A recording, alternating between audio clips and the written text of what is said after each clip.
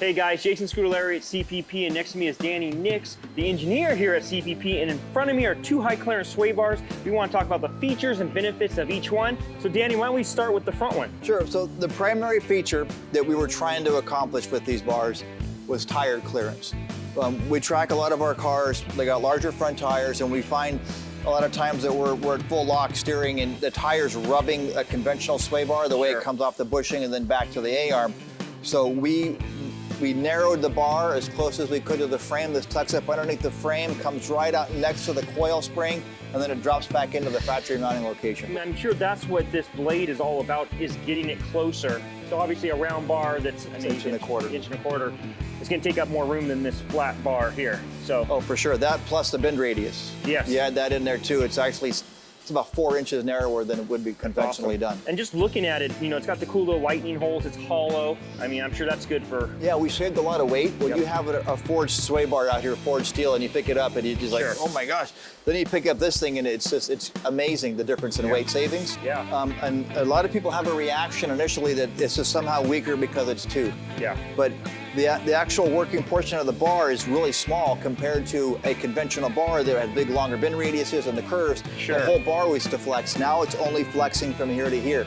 The rest of this is rigid. So that actually made it really rigid in the first place. So let's get into these bushings. I've used them before, and it's a high quality bushing, but it's got these little channels in here.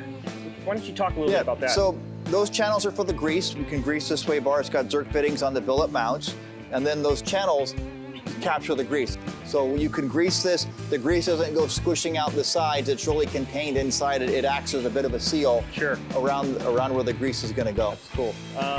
And then we got 4 different brackets here. Actually, 2 different brackets, but 4 in total. Why so many? So we ended up pushing the sway bar forward slightly to get it out of the idler arm and the pitman arm. It's about 1 inch that it's been moved, but that also removed the extra dip. And then there's inch-size threads and metric-size threads depending on the year. That's cool. Going up to the rod ends, you know, conventionally you'll see 4 bushings up here. Here you got 2 bushings and 1 rod end. Right, so we got half the number of bushings, but the primary reason for the bushing is really to pick up the original mounting location on an original A-arm.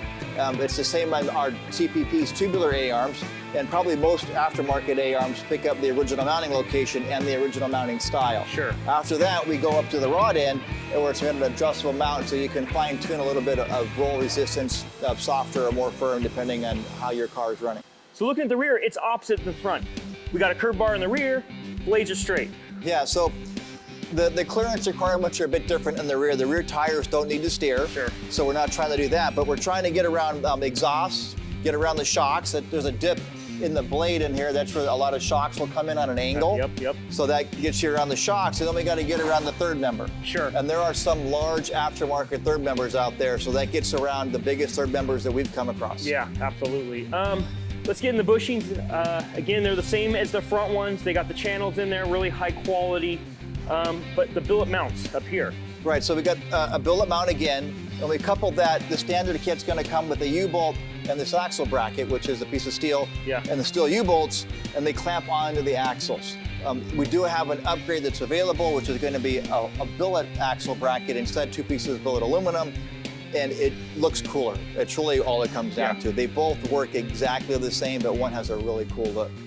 Going down to the mounts themselves, you got 2 rod ends down here on the rear. Just ditching the whole factory setup, it's much easier, and all we got to do is drill a couple of holes right next to the factory exhaust hangers on a factory crossmember. And again, like the front one, you guys got 3 different holes here so you can soften it up and even make it stiffer, right? Yep, stiffer, softer, just fine-tune it when you're on the track. Yeah. You know, depending on how your car is behaving that day. 2 different sway bars. I mean, there's got to be a huge price difference between this really nice racy looking one and your conventional one. So really the price difference is about $100. Wow. It's a $100 difference between the conventional sway bar and one of these high clearance bars. Wow. Well, if you too are interested in these high clearance sway bars or any other CPP product, Danny, where do they go? ClassicPerform.com.